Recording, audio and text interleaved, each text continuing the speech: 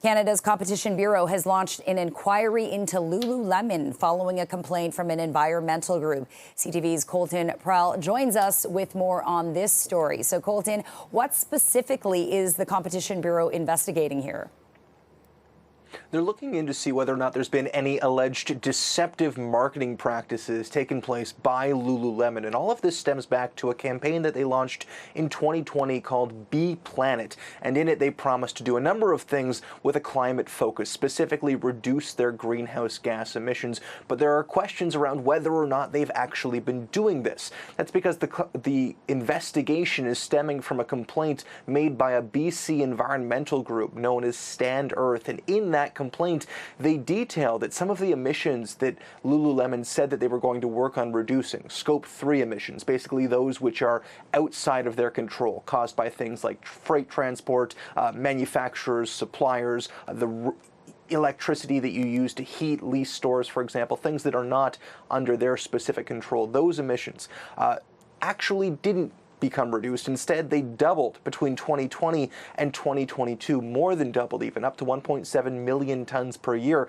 And so they're saying that this is fraudulent marketing, it's deceptive marketing, greenwashing is what it's known as, where Lululemon is highlighting climate action and highlight climate goals as a way to advertise to consumers, but they're not actually coming through on their end of the bargain and delivering the actions that they've promised. And Colton, what is Lululemon saying about all of this? Have they put out a statement yet?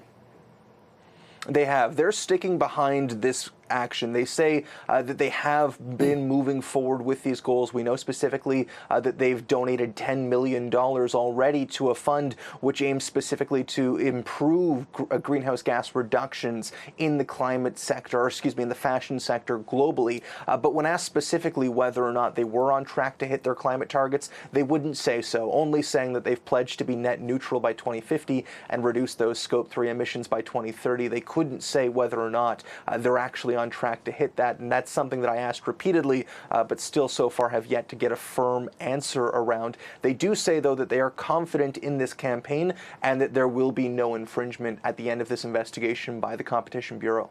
Okay, so the consequences here, if the Competition Bureau does find that Lululemon is guilty of greenwashing, what happens next?